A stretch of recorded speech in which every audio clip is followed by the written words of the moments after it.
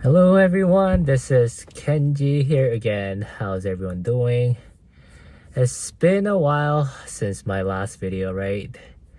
Uh, I've been a, I've been feeling a little more fatigued than before, so it was hard for me to get myself motivated to record a video. But today I'm feeling a lot better. I feel like I have more energy today. So finally here I am recording another video. But as always, it's good to see you guys, right? You guys have been always very supportive of me, of my videos, of my contents, just very encouraging and just very kind, right? So I always appreciate it. Anyways, in this video, I'm actually going to talk about a YouTube video I watched today that seemed pretty interesting. So it was about this Korean psychologist talking about happiness, and also it was talking about like how our genes, our genetic traits actually has a lot to do with how we are, how we feel happiness, how we feel happy. And he was saying how environment does play a factor, but he was saying how it's not as big of a factor as people, or even a lot of psychologists claim it to be, right? So I think there's always been a lot of debate between like nature versus nurture, right? And he was saying how people who are born more extroverted are more likely to feel more positive emotions and happier, as opposed to people who are born more introverted. But also, one thing I found it really interesting what he talked about is that when people talk about genes versus environment, right?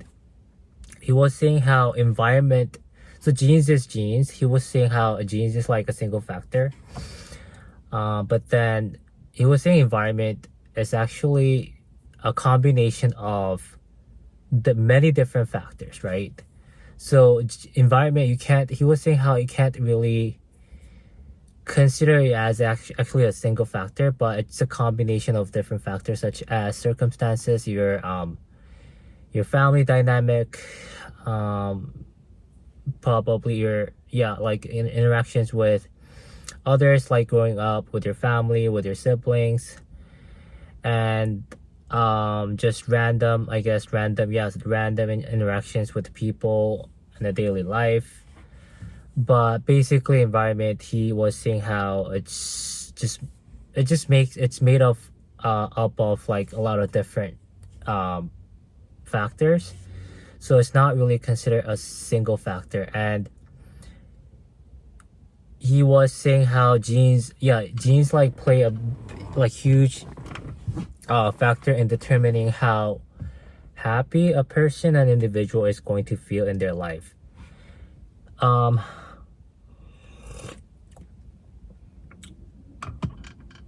And what I found really interesting is that he was saying how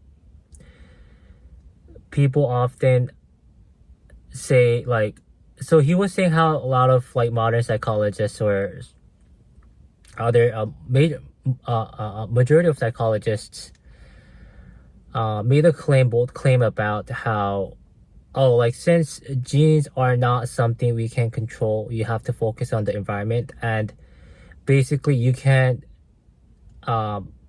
be happier like through sheer effort, hard work, I guess, to be happier, right? And if you try to change your environment, that's how one can always be happier. And he was saying how that does play a role in shaping up or even changing how we feel about ourselves and how much more, I guess, we become happier.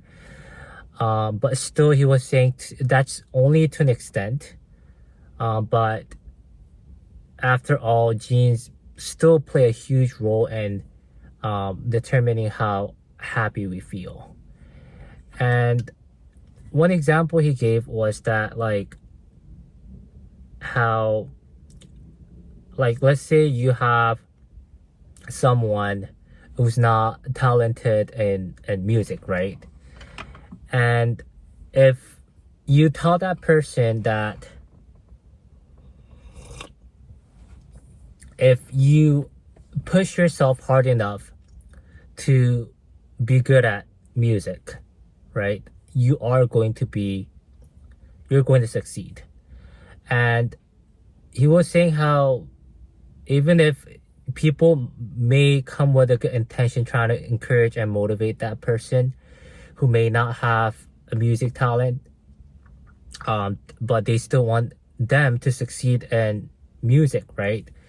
And that's maybe how they may try to encourage that person to try harder. But the thing is that most likely, if the person does not have a genetic talent or I guess gift and something they want to succeed in, most likely they're not going to succeed in it because they just don't have the talent what's needed to succeed in music, right? And also he was saying how it kind of puts a lot of pressure and responsibility on that person, because basically the message you are conveying to that person is that, okay, if you don't succeed in whatever you're trying to achieve, that's on you, right? It's on your lack of effort. It's on you for not trying hard enough. That's why you failed. So that's the conclusion a lot of people seem to draw when someone fails at something, and we make an assumption that, oh, like, this person did not succeed in this, did not make out to be whatever they were trying to become. They must have not tried hard enough, right? So it puts that blame on that person for not being able to, I guess, succeed or achieve something they were trying to succeed. And the thing about so the thing is that, I mean, like, if you look at, like, maybe like music or even sports, a lot of these people, it's granted that they did try hard, right? It's granted that they really tried hard enough to become successful at sports or whatever. But the thing is that they most likely they were born with a talent. They were given that gift to begin with that really gave them that head start. And one may argue that it's like they only got a head start, but if they don't try hard enough, they may not succeed. And I think partially it's true, but the thing is that when someone gets head start, most likely they're going to continue on to try hard because they already know they are good at it, right? Whereas opposed to people who are not born with gifts or talents, when they try to play sports, it's most likely they're going to experience a lot of failures in the beginning, right? And if they, for some reason, if they still want to, like, with sure willpower and discipline, they keep pushing through. And the thing is that they may get better, right? They may get better to a certain extent, but not to an extent where they actually might have a huge success, where they could actually have a shot at becoming maybe playing at NBA or Major League Baseball. So most likely they're not going to have a major success, right? I mean, it's likely they might become better at it, but certainly not to an extent not to an extent where they actually might have a huge success in what they're trying to achieve, right? And I can talk about like my own life story where I when I was younger, when I was in middle school, junior high, and high school, I came to the States when I was in high school. And so I was born and raised in Korea for the most of my um, young life, or until I was like 16. And Korean culture, especially, I think most of the Asian culture, they're focused, and they're very focused on like how they they have such strong emphasis on kind of pushing everyone to give like try hard enough, right? Try very hard, and they really emphasize hard work, and they continue to, I guess, try to give this message that, oh, anything is possible if you try hard enough, right? So like growing up, I always heard this message from my teachers, from my parents, from other adults in my life, that, oh, like if you try hard enough, you can become anything, right? And all you have to do, like, it doesn't matter if you are born with low IQ, it doesn't matter. Like, if you try hard enough, you're going to succeed. You're going to make, or you're going to make it, right? And I guess in a way, I was kind of brainwashed to believe that, yeah, that through sheer effort, I can achieve anything, right? So if I set my mind to it, yeah, I'll be able to get it. That I really strongly believed it. And so when I came to the States, I studied really, really hard, and I was able to, even if I think I subconsciously I knew that like I was not that smart, but because I had this strong belief that, through hard work, I can make up for the lack of my intelligence.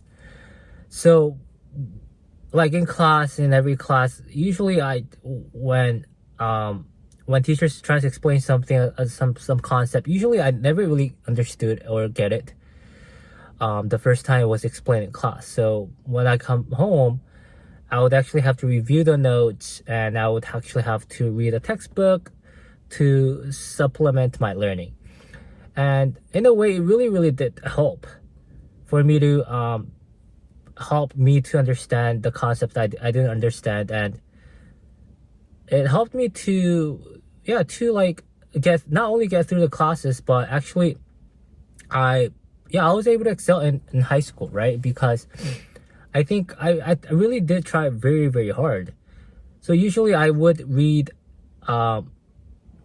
like a material I don't understand like at least 2 or 3 times every day, until I actually was able to understand it. If there was still something that I couldn't understand, I would just walk up to the teacher next day after school and ask them to if they could help me try to understand the concept, right?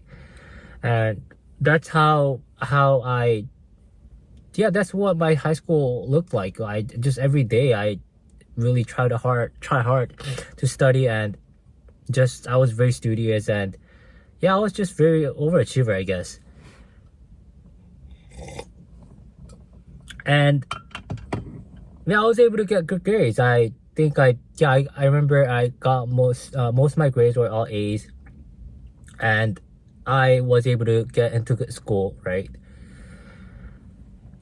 And up until that point, until I got into good school, I still believe that, if I put my mind to it, if I try hard enough, anything is possible. And me getting into getting like good grades and getting into good school was a perfect proof of that, right?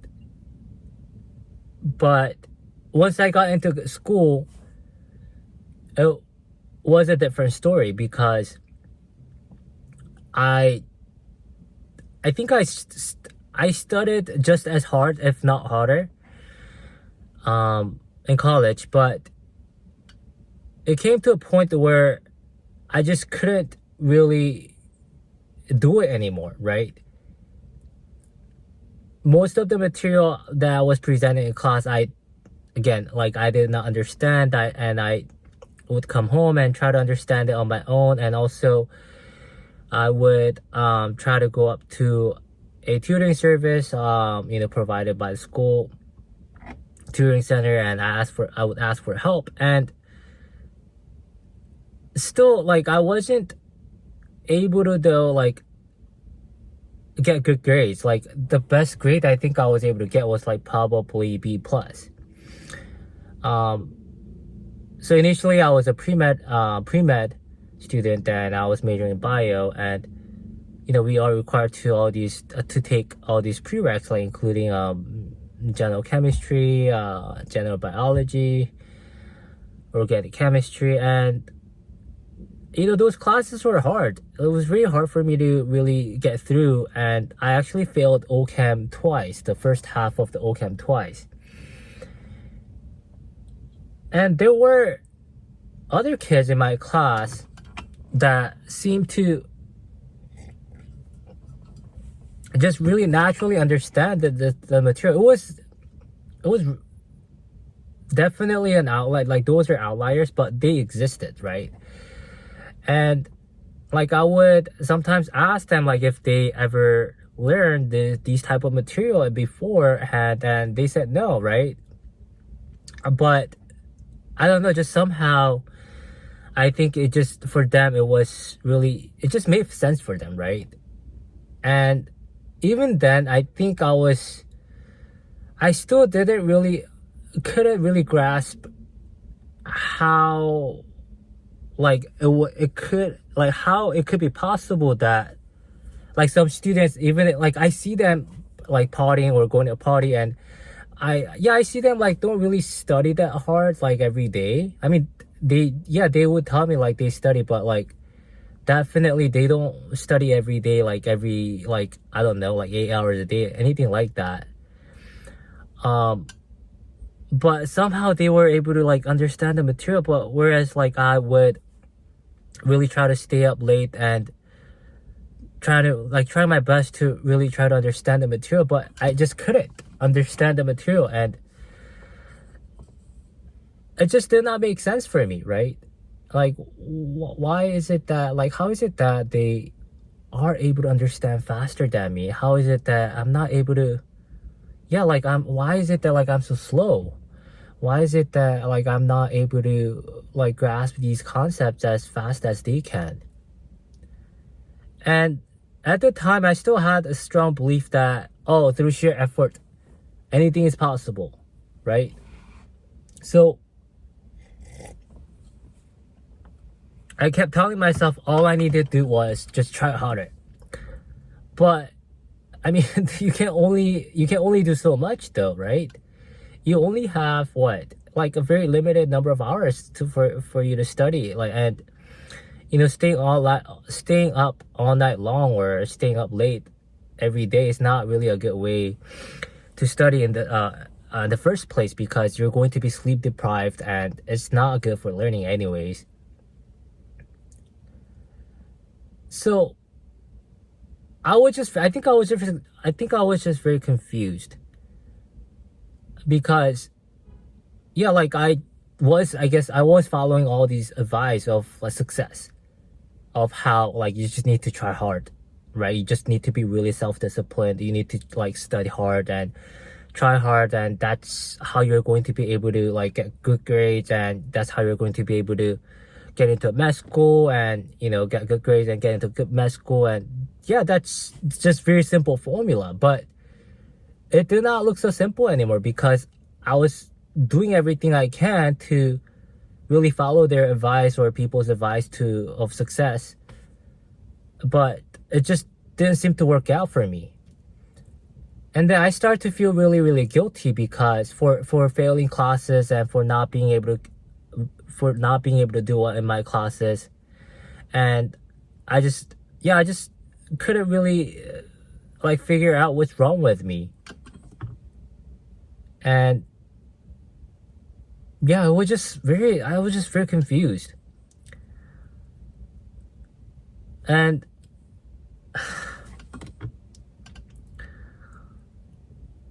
for many years, I think that belief just still went on and on, right? Because I just couldn't really accept the fact that there could be maybe differences in intelligence, differences in IQ, differences in how we process information, differences in maybe how fast we learn. Yeah, I just couldn't really grasp or understand or think. I think that there could be a possibility that someone else could be smarter than me, right?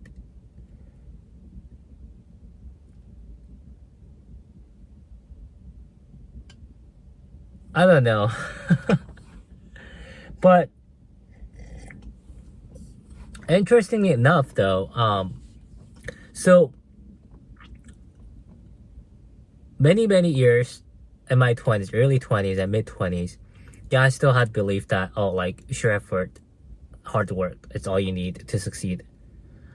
But then I just couldn't do it. I couldn't stick with that pre-med bio major because it was just too hard for me. Once I actually got into upper div, and in upper div, like, the very first class you're supposed to take is biochem, and that was a different beast. I thought OChem was hard. I thought bio was hard, but then biochem was I just couldn't do it, right? And again, like, the very first midterm I took in my biochem class, I failed. I think I got the lowest grade in the whole entire class. And yeah, I remember that time, like, when I was taking the midterm, and I just put my name down. I was like kind of flipping through the pages of the exam, and like there was hardly any question. I could barely understand like what the question was even asking. But anyways, so I was gonna like just put my name down and then maybe wait for like 10 minutes and then just turn in the exam. But then this girl, like, that was sitting in front of me, she got there even faster than me, right? She, like, as soon as like we sat down for exam, she like just gets up and like turns in the exam and just leaves. I was like, oh shit, like she's probably in the same shoes as me, right? So that actually made me feel a little better. But anyways, so that's when I dropped out, right? That when I realized, man, I just can't do this. I just can't continue to lie to myself that I'm somehow capable of doing this, right? Anyways, I dropped out, and I eventually went back to Berkeley, right? I went back to school. But I changed my major to cognitive science from biology. And like, for those of you who may not know, cognitive science is like a major that's kind of similar to psychology, and I actually really enjoyed it, and it wasn't really as hard as biology, right? And that's the first time actually in college that I was actually able to kind of understand the concept in class. And that was the very first time I actually felt capable of something when I was trying to learn something, right? I felt like I actually saw a potential in myself. And obviously it's considered a much easier major, right? But then I think that's when I slowly start to realize maybe, there is, like, I'm not as smart as I used to think, or I believed I am. And also maybe there might be limits on maybe hard work, right? And maybe like there might be limitation to like on like how how hard we may try, there might be limits on how much we can achieve, right? And that's okay. Like this blank statement of saying something like, oh, you can achieve anything you want if you put like your mind to it. I think it's such a false, and I think it gives such false hope for people. And a lot of times for people who actually don't achieve, or who aren't able to achieve something they set their mind to it, they end up becoming really helpless and hopeless and really like shameful, right? Like I did, right? For not being able to achieve something. But if you're trying to like achieve something that you're naturally don't like, not inclined to, or you're not naturally born with a gift, or you're not smart enough to achieve, I feel like it's just setting yourself up for failure if you try to achieve something you're not really meant to achieve, right? But anyways, yeah, that's like once I changed my major, I felt more capable, because the major was easier and I was actually able to understand the material, right? And that's when I was actually able to push myself finally again. And yeah, like I felt like I was able to graduate. But it took a really, really long time for me to come to terms with it and accept that the fact that we are all different in our intelligence, in our gifts, in our talents. And it's like some people say like, yeah, we can train anyone to become anything, but I don't think that's factually true. Like we somehow accept that we are all different in how we look, what we believe, right? What we like, what kind of food we like. We accept, like, and even like talent. Like when it comes to sports, we know that some people are more gifted in certain sports, or like play instruments, right? And music and singing talents. So we accept for a fact that like those are people, there are certain people that are gifted with talent when it comes to sports or music.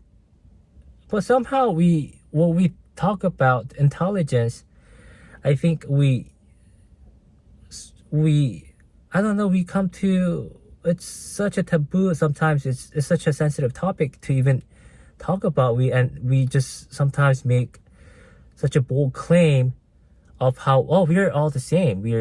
Our intelligence is all the same, and intelligence is not really real thing, right? But like I just don't think it's scientifically true how we when people make a claim about how like we're all, like our intelligence is all the same, like how, like our brain, it's one organ of our body that we like scientists still haven't completely figured out yet, right? It's because it's so complex structure in our body. But somehow like, how is it possible for people to believe that our brain is supposed to be all the same? Then like, why was it that like some people are born more introverted or extroverted, or some people are born into like born with sorry guys, my lights, certain mental illness, right? Somehow like certain people are certainly born more predisposed to depression or anxiety, or bipolar disorder. There are just people that are born with certain genetic factors to develop a certain mental illness, or even physical illness, right? But anyways, I think this video has been getting long, but yeah, I just wanted to say that mm, that it's, yeah, there are limits. And like when it comes to intelligence or what we want to achieve, and like when you feel like you may not be like you may not be cut out for something, even if like you try really really hard, then it's okay to give up. It's okay to let that go, right? And it's not necessarily because you did not try hard enough. I think we all know when we feel like we kind of tried hard enough, but sometimes what happens is we are in denial when we don't achieve something. We just keep lying to ourselves that, yeah, we just need to try harder. But I think that's definitely a mistake we might be making. And if you, let's say, like if you're trying to learn like programming, right, and you feel like you gave it a good shot, right, you try really hard to learn it, then maybe for like a year, like 6 months to a year, and if you still feel like you really like are not cut out for it, then it's okay to like let it go. I mean, obviously, sometimes there could be an exception, but I think generally, I think it's true that like sometimes, or most for the most part, it's when we try to learn something and somehow it's just not working out. It's a sign that we may not be cut out for it, and it's okay to let it go, to give up, and just try to find something else that you actually might be actually better suited, right? But anyways, thanks for watching my long video, and I'll see you in the next one. All right, thank you so much and take care.